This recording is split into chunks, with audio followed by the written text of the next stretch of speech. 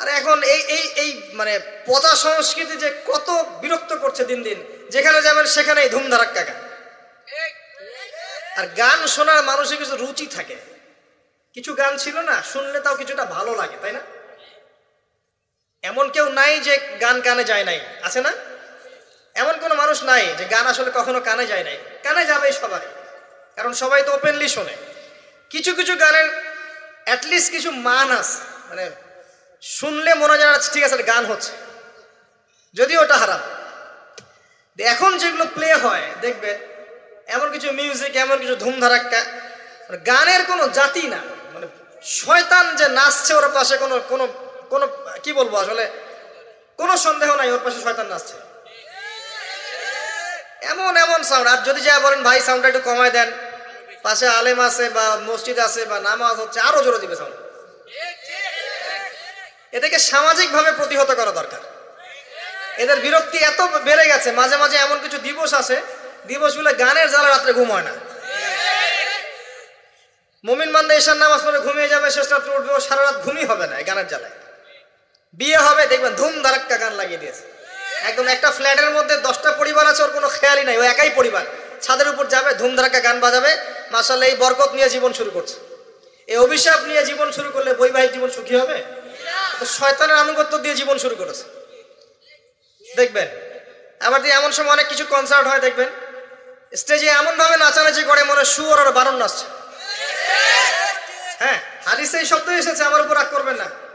নবী সাল্লাল্লাহু আলাইহি ওয়াসাল্লাম বলেছেন, যারা এই উম্মতের মধ্যে মাদককে হালাল করে নিবে, বাদ্যযন্ত্রকে হালাল করে নিবে, এবং যারা নর্তকী নাচাবে এবং মিউজিক্যাল ইনস্ট্রুমেন্টের সাথে এদের গভীর সম্পর্ক থাকবে, একদিন সকালে আল্লাহ পাক এদেরকে বানর আর শুয়োর বানিয়ে দিবেন। একদম টাটকা হাদিস, আখিরুজ্জামানের হাদিস। পড়ে দেখেন, আলেম ওলামাকে জিজ্ঞাসা করেন, হাদিসটা না থাকলে আমার নাম বদলায় ফেলাবো। এই হাদিসও আছে। এটা কি ফিজিক্যালি হবে? আমার কাছে মনে হয় না ফিজিক্যালি হবে, আল্লাহু আ'লাম, আল্লাহ ভালো জানেন। আমার কাছে মনে হয় না যে ফিজিক্যালি হয়তো বা হবে না, ইন্টারনালি তারা বানর আর শুয়োরের মতো হয়ে গেছে, আমার কাছে তাই মনে হয়। ভিতর থেকে স্বভাবগতভাবে দেখবেন বানর আর শুয়োরের মতো করছে। তো কি করবেন? এখানে ঈমান নিয়ে আপনি চলবেন কি? নূর কি জিনিস বোঝাতে গিয়ে আপনাকে এই কথাগুলো বললাম। আপনি 10টা দিন ইতিকাফ করে তারপরে এই পরিবেশে যান, আপনি আল্লাহর নূর নিজেই বুঝতে পারবেন, আল্লাহর নূর কি জিনিস, আধ্যাত্মিকত্ব কি জিনিস। আপনার কাছে এগুলো ভালো লাগবে না, আপনার মন, আপনার কান শুনতে চাইবে না, আপনার চোখ দেখতে চাইবে না। আর এগুলোতে থাকতে থাকতে থাকতে থাকতে যদি এগুলোকে স্বাভাবিক মনে হয়, তাহলে বুঝবেন আপনার কলবে নূরের ছিটা ফোটাও নাই, কলব আগেই মনে শেষ হয়ে গেছে। এখন আমাদের কলব এই অবস্থায় আছে, আমাদের চারপাশে এগুলো দেখছি না, গান বাজনা, বাদ্যযন্ত্র, মাদক, বেহায়াপনা, অশ্লীলতা, বেপরদামি, পর্নোগ্রাফি, ব্লু ফিল্ম, সব তো দেখছি নিত্যদিন, প্রতিদিন দেখছি। তো এগুলো দেখে যেহেতু আমাদের মনের মধ্যে কোনো রিয়াকশন আসে না, বুঝতে হবে মন কিন্তু নাই, dead. We are living with a dead heart. আমরা একটা মৃত হৃদয় নিয়ে ঘুরছি আর কি, আর কিছু না। এখন এই হৃদয়ে ঝাঁকি দিবে কিভাবে? এই অবস্থায় মৌত আসলে কি হবে? মৌতের কষ্ট খুব বেশি হবে। মৃত কলব অবস্থায় যদি মৌত চলে আসে, তাহলে মৃত্যুর যন্ত্রণাটা খুবই কঠিন হবে। কত কঠিন হবে আমি একটা হাদিস দিয়ে বুঝাচ্ছি। আমি এই হাদিসের নাম্বার এখন বলতে পারছি না, কারণ অনেকদিন আগে হাদিসটা পড়েছি, বাট আমি হাদিসটা পড়েছি। এবং যদি কেউ দলিল চান আমি আপনাকে প্রাইভেটলি দিতে পারবো ইনশাআল্লাহ। কোন একজন নবী আল্লাহকে বলেছিলেন যে আমি বারজাখের মানুষের সাথে যোগাযোগ করতে চাই। কেমন আছে বারজাখের, বারজাখ বোঝেন তো, পরকালে বারজাখের মানুষ কিরকম আযাব, কিরকম শাস্তি ভোগ করছে, আল্লাহ আমি একটু দেখতে চাই। একজন ব্যক্তি, মেবি উনি মুসা আলাইহিস সালামের যুগের বা ঈসা আলাইহিস সালামের যুগের, আমার ঠিক মনে পড়ছে না, এ দুজনের একজন হতে পারেন। আল্লাহ পাক দেখালেন একজনকে যে এই যে এই ব্যক্তি খুবই রুগ্ন, ক্লান্ত, মানে দেখে মনে হচ্ছে তিনি খুবই পেরেশানির মধ্যে আছে। তাকে নবী জিজ্ঞাসা করছেন, একজন নবী জিজ্ঞাসা করছেন, তুমি কি অবস্থায় আছো, কেমন আছো? তো সে বলছে যে আমার মৌত হয়েছে আজকে থেকে 1000 বছর আগে, আমার মৌত হয়েছে আজকে থেকে 1000 বছর আগে, এখন পর্যন্ত মৌতের যন্ত্রণা আমার যায় নাই। আমার কথা কি বুঝতে পারলেন ভাই? যার কলব যত মৃত, রূহ কবজ করার সময় তত শাস্তি হবে, তত বেশি কষ্ট হবে। যার কলব যত পবিত্র, রূহটা অত সুন্দর করে আস্তে করে বের হয়ে চলে আসবে ইনশাআল্লাহ। যেমন কলসি থেকে পানি ঢাললে যেমন হয়, এভাবে রূহটা বের হয়ে চলে আসবে। পরিষ্কার না থাকলে এটা হবে না। এগুলো আধ্যাত্মিক মারেফতি কথা নয়, কিন্তু বিষয়টা এই যে আমরা অনেকে আবার এগুলোকে বানিয়ে দিয়েছি পীর মুর্দি, তাই না? এবং নেগলেক্ট করি যেগুলো পীর মুর্দি বয়ান করবেন না। এসব পীর মুর্দি বলে বিষয়টা না, বিষয়টা হচ্ছে আত্মশুদ্ধি।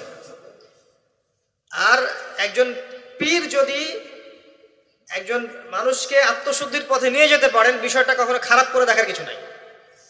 একজন মানুষ যদি আরেকজন মানুষকে আত্মশুদ্ধির পথে নিয়ে যেতে পারেন, এটাকে খারাপ করে দেখার কিছু নাই।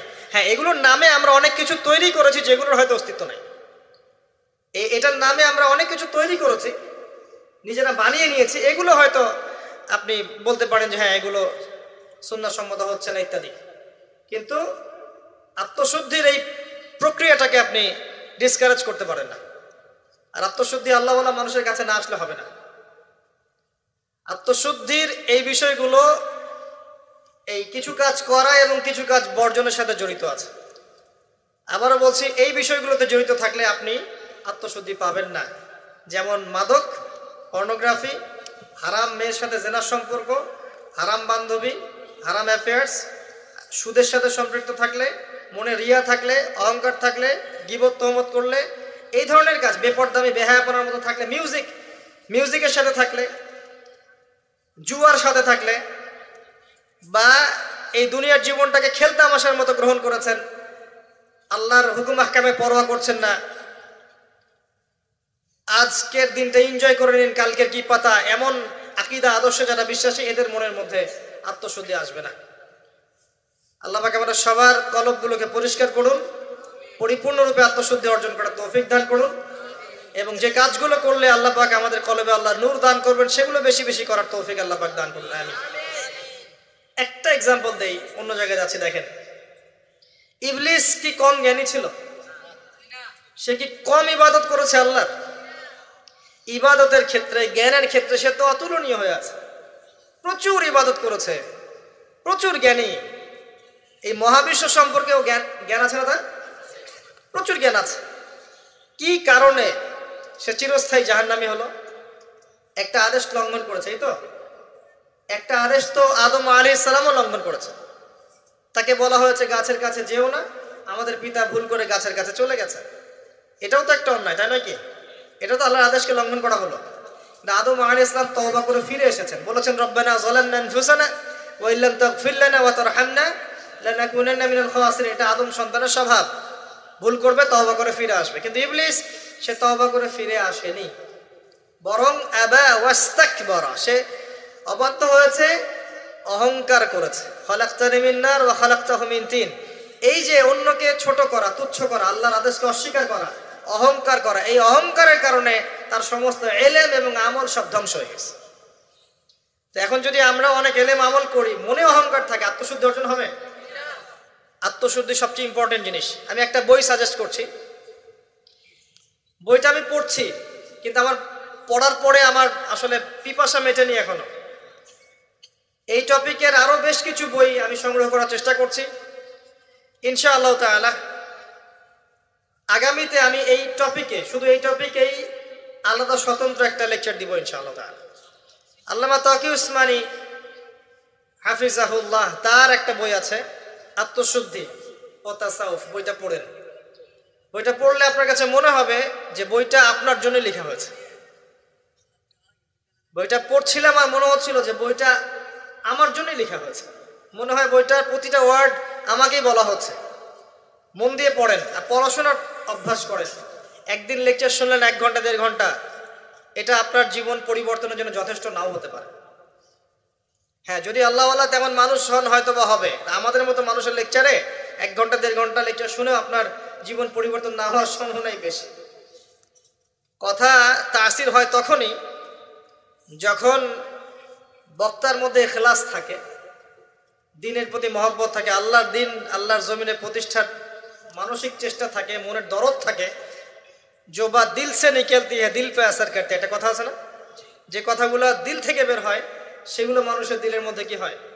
আসার করে। তো এখন এরকম মানুষের সংখ্যাই বা কত? আর আমরা যে জ্ঞান এবং আমল করি তাতে বুঝতেই পারছি যে আমাদের দ্বারা কি হতে পারে। তারপরেও আলহামদুলিল্লাহ কিছু মানুষের উপকার হচ্ছে, এটাই আলহামদুলিল্লাহ। তবে আমরা যথেষ্ট নই। আমরা আল্লাহর কাছে দোয়া করি আল্লাহ পাক এমন মানুষদেরকে এইসব চেয়ারে নিয়ে আসুন যাদের কথায় পুরো সমাজ পরিবর্তন হবে ইনশাআল্লাহ, এবং আল্লাহ পাক আমাদের সন্তানদেরকে যেন ওইভাবে বড় করার তৌফিক দান করেন, আমিন। প্রথম কথা বলছি, দেখেন, আত্মশুদ্ধি, মনের নিয়াত, ইখলাস, এটা সবচেয়ে ইম্পর্টেন্ট জিনিস। এটা ছিল না বলেই ওই 3 ব্যক্তি কোথায় গেছে? জাহান্নামে। শহীদ হয়েছে জাহান্নামে, দান করেছে জাহান্নামে, আলেম হয়েছে জাহান্নামে। এটা সেই হাদিস যেটা বর্ণনা করতে আবু হুরায়রা রাদিয়াল্লাহু আনহু অজ্ঞান হয়ে পড়ে যেতেন। প্রথম যেটা সমস্যা ছিল, এদিকে মনোযোগ দেন, আমরা শেষ করে দেব, গুছিয়ে নেব। প্রথম সমস্যাটা কি বলেছিলাম? শিরক। এই শিরকটা প্রত্যেকটা সেক্টরে আছে না? ব্যক্তি, পরিবার, সমাজ, রাষ্ট্রে আছে না?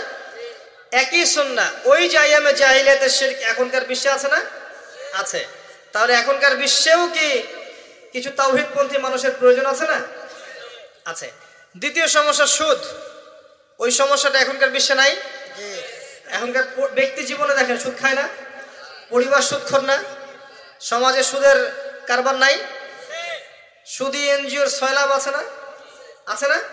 ছোট্ট ছোট্ট গ্রাম বাদ পড়েছে সুদ থেকে? টপ টু বটম কোনো গ্রাম বাদ পড়েছে? পড়ে নাই। বৈশ্বিক ক্ষেত্রে সুদী ব্যাংকিং সিস্টেম নাই, এবং এগুলোর সাথে আমরা জড়িত নই কি? আর নবী সাল্লাল্লাহু আলাইহি ওয়াসাল্লাম কি বলেন নাই, 4 শ্রেণীর মানুষকে আমি লানত করলাম, যে খায় সুদ, যে সুদ দেয়, যে সাক্ষী থাকে, আর যে লেখে। 4 শ্রেণীকেই তিনি লানত করেছেন। নবীর অভিশাপ নিয়ে কেউ হাউজে কাউসারের পানি পাবে? নবী সাল্লাল্লাহু আলাইহি ওয়াসাল্লামের অভিশাপ নিয়ে কেউ কবরে উত্তর দিতে পারবে? সত্যি তাই মনে হয় আপনাদের? আর নবী যাদেরকে অভিশাপ করবেন তাদের জন্য কি নবী সুপারিশ করে জান্নাতে নিয়ে যাবেন? এত সহজ না, এত সহজ না। নবীর লানত কি জিনিস এটা আমরা পরকালে বুঝতে পারবো।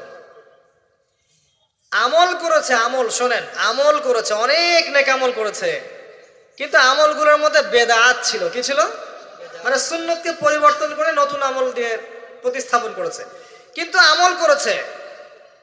এই বেদাতিরা যখন হাউজে কাউসারের পানি খেতে যাবে, একটা পর্দা পড়ে যাবে, আর নবী সাল্লাল্লাহু আলাইহি ওয়াসাল্লামকে বলা হবে, নবীজি বলবেন যে ইন্নাহুম মিন্নি, তারা তো আমার উম্মত, কেন পর্দা পড়ে গেল?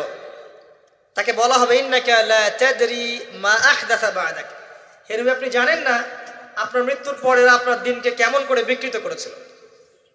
তখন নবীজি বলবেন সুহকান সুহকান লিমান গায়্যারা বা'দি, দূর হও, দূর হও যারা আমার পরে দিনকে পরিবর্তন করেছো, বেদাত করেছো।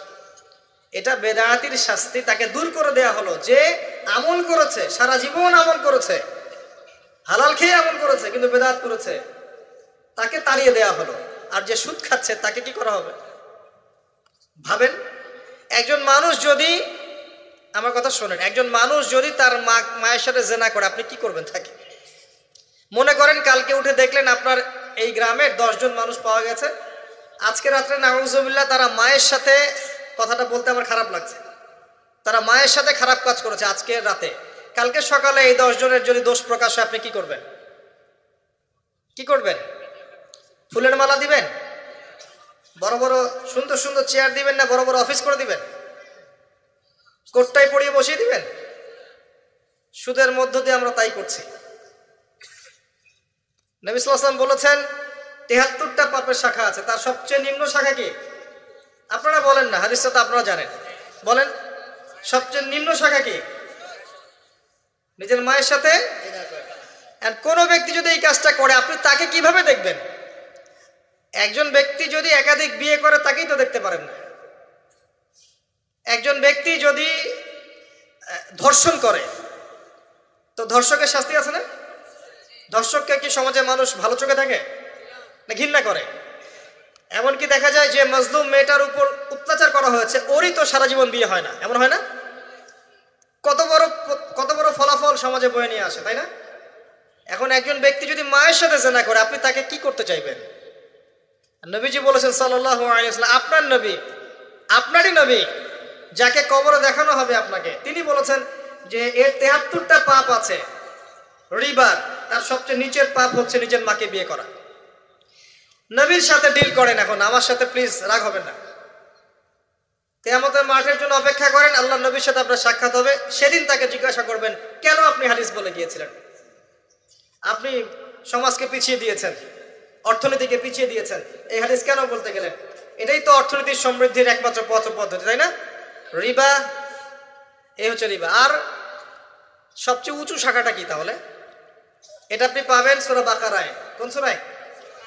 আয়াত নাম্বার 279 থেকে শুরু করে পড়া শুরু করবেন, দেখবেন ওখানে আল্লাহ পাক বলেছেন, ইয়া আইয়ুহাল্লাযীনা আমানু, হে মুমিনগণ, ইত্তাকুল্লাহ, আল্লাহকে ভয় করো, ওয়া যারু মা বাকিয়া মিনার রিবা, সুদ ছেড়ে দাও, সুদ ছেড়ে দাও। আল্লাহ বলছেন ইল্লাম তাফআল, তোমরা যদি এটা না করো, ফাযানু বিহারবিন মিনাল্লাহি ওয়া রাসূলিহি, তাহলে আল্লাহ এবং তার রাসূলের সাথে যুদ্ধের ঘোষণা শুনে রাখো। এটা সবচেয়ে উঁচু লেভেল। আল্লাহ এবং তার রাসূলের সাথে কারো যুদ্ধ হচ্ছে মনে করেন, কথার কথা, আপনি কার পক্ষ নেবেন? এটা আমরা বলছি ঠিকই, আল্লাহ এবং তার রাসূলের সাথে যুদ্ধ হচ্ছে, কিছু মানুষ তার সাথে যুদ্ধ করছে।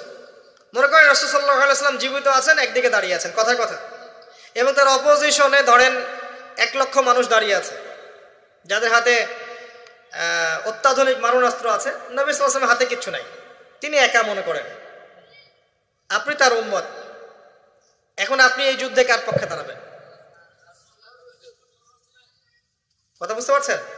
আমরা এখন কার পক্ষে দাঁড়িয়ে আছি জানেন? ওই মানুষদের পক্ষে যারা অস্ত্রশস্ত্র নিয়ে নবীর এগেইনস্টে দাঁড়িয়ে আছে। আমাদের উচিত ছিল নবীর পক্ষে, আল্লাহর পক্ষে দাঁড়ানো। আমরা এই রিবার মধ্য দিয়ে তার বিপক্ষে দাঁড়িয়ে আছি। সূরা বাকারা পড়ে দেখেন, এটা আমার কথা না, একটা কথা বানিয়ে বলে নাই, একটা কথা এদিক ওদিক যাবে না ইনশাআল্লাহ, এটাই লেখা আছে কোরআনে। ওয়া ইল্লাম তাফআলু ফাযানু বিহারবিন মিনাল্লাহি ওয়া রাসূলিহি, যে কোনো আলেমকে জিজ্ঞাসা করেন, যে কোনো মাযহাবের, এই কথাই বলবেন, যদি সাহস থেকে থাকে, সৎ সাহস।